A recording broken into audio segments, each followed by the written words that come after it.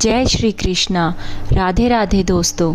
पंचांग के अनुसार इस साल वरुथनी एकादशी 16 अप्रैल रविवार को पड़ेगी। पंचांग के अनुसार वैशाख मास के कृष्ण पक्ष की एकादशी तिथि 15 अप्रैल को 8:45 पर प्रारंभ होगी और 16 अप्रैल को सायंकाल में 6:14 पर समाप्त होगी। इस व्रत का पारण 17 अप्रैल को प्रातःकाल 5:54 से 8:29 के बीच किया जाएगा। वरुथनी एकादशी पूजा विधि। एकादशी के दिन सबसे पहले प्रातः काल में उठें और फिर स्नान करें।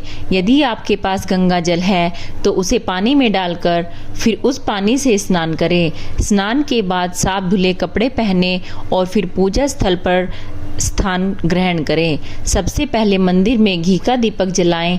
इसके बाद पूजा आरंभ करें। पूजा के लिए आप भगवान विष्णु की मूर्ति या उनकी तस्वीर को एक चौकी पर स्थापित कर सकते हैं। इसके बाद उन पर फल फूल, तुलसी जी के पत्ते आदि चीजें अर्पित करें। इस दिन विष्णु पुराण का पाठ करना बहुत ही शुभ और आवश्यक माना गया है। अंत में विष्णु आरती करें और उन्हें भोग लगाएं। इस दिन भगवान विष्णु के वराह रूप की उपासना का विधान है। पौराणिक मान्यता के अनुसार वरुथनी एकादशी के प्रभाव से ही राजा मानधाता को स्वर्ग की प्राप्ति हुई थी। वरुथनी एकादशी पर वराह रूप में विष्णु जी की पूजा करने से अन्नदान और कन्यादान करने के समान पुण्य प्राप्त होता है। पुराणों के अनुसार एकादशी का व्रत सौभाग्य में वृद्धि करता है और सौभाग्य का आधार संयम है। अगर व्रती में संयम नहीं है तो उसके तप, त्याग, भक्ति, पूजा आदि सब व्यर्थ हो जाते हैं। उसी प्रकार वरुथनी एकादशी के दिन व्रत कथा का स्मरण किए बिना पूजा अधूरी मानी जाती है। वरुथनी एकादशी व्रत कथा। श्री कृष्ण ने वरुथनी एकादशी का महत्व बताया और युधिष्ठिर को यह कथा सुनाई। पौराणिक कथा के अनुसार प्राचीन काल में नर्मदा नदी के तट पर राजा मानधाता राज्य करते थे। राजा बहुत ही दानवीर और धर्मात्मा थे। एक बार राजा जंगल के पास तपस्या कर रहे थे। तभी वहां एक भालू आया, उसके पैर को चबाने लगा। तप में लीन राजा का पैर चबाते हुए भालू उन्हें घसीटकर जंगल में ले गया। घायल राजा ने अपने प्राणों की रक्षा के लिए भगवान विष्णु से प्रार्थना की। घबराए हुए राजा मानधाता ने करुण भाव से भगवान विष्णु को पुकारा और उसकी पुकार सुनकर भगवान श्री हरि विष्णु प्रकट हुए और उन्होंने चक्र से भालू को मार डाला।